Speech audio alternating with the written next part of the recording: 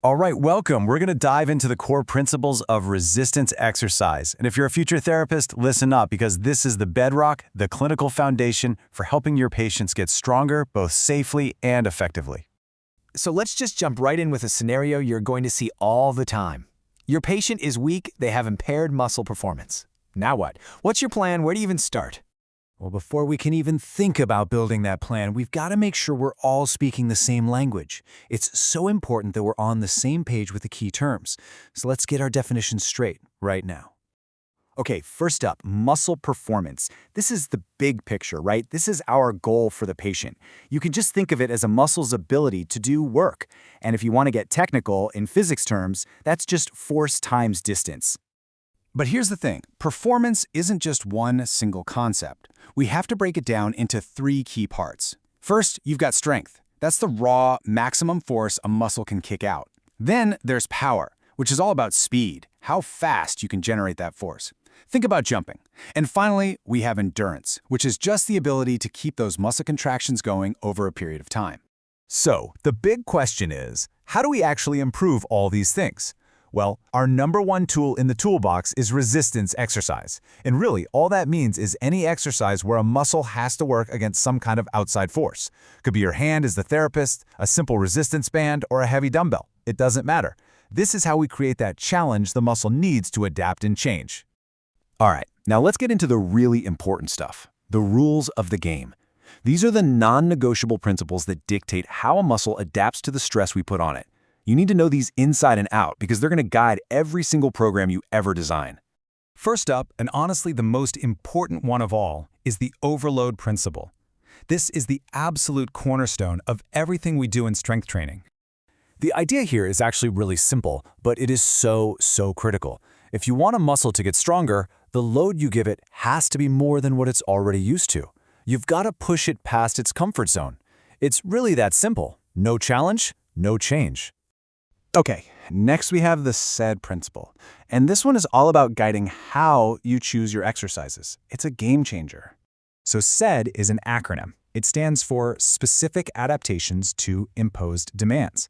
And it means exactly what it sounds like. The body adapts very specifically to the exact kind of stress you put on it. So think about it.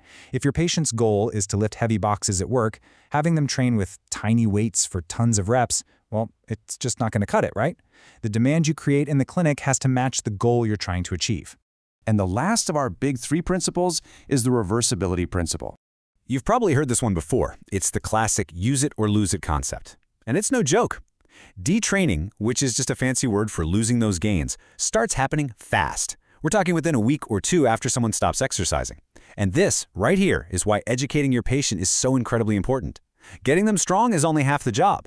Teaching them how to stay strong with a maintenance program, that's the key to long-term success. Okay, so we've got the rules down. Now let's kind of peek under the hood and see what's actually happening inside the body when we follow these rules. The way it all adapts is pretty fascinating. Now this timeline, you really need to get this. For the first, say, 4 to 8 weeks of a program, the strength gains your patient sees, they aren't really from bigger muscles. Nope. It's almost all neural. Their brain is just getting way more efficient at firing up the muscle they already have, recruiting more motor units, making them fire faster and more in sync. The actual muscle growth, what we call hypertrophy, that doesn't really kick into high gear until a bit later. In this chart, it's a perfect example of that SAID principle we just talked about, but down at the cellular level. Just look at the difference. Strength training leads to hypertrophy. Literally, the muscle fibers get bigger. But endurance training, that's all about improving the energy supply line. You get more capillaries, more mitochondria. It's a completely different adaptation because it's a completely different demand. See how that works? Okay, enough theory for a minute. Let's get practical. How does all of this translate into writing an actual exercise program for your patient? One of the first things we need to control is intensity.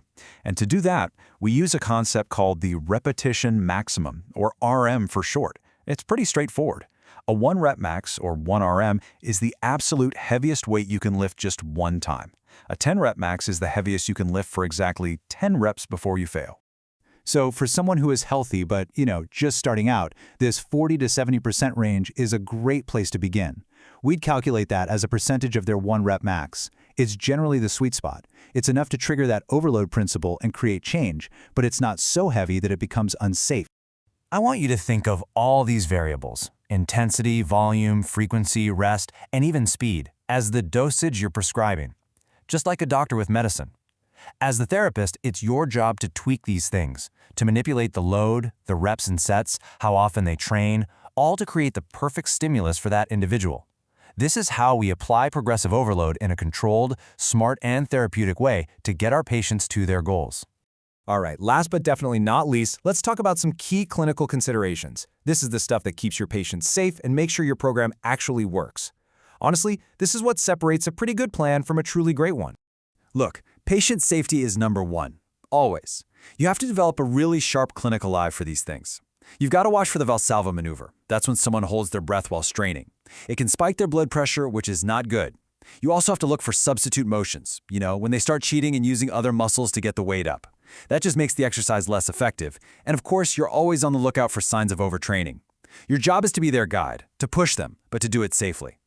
And that brings us to the last slide, and honestly, the most important question you should be asking yourself with every single patient. Does your exercise plan actually matter in their real life? It's not about how much they can leg press in the gym. It's about translating that strength into their world. Can they lift their grandchild without pain? Can they climb the stairs in their house? Can they get back to their job? That right there is the whole point of what we do.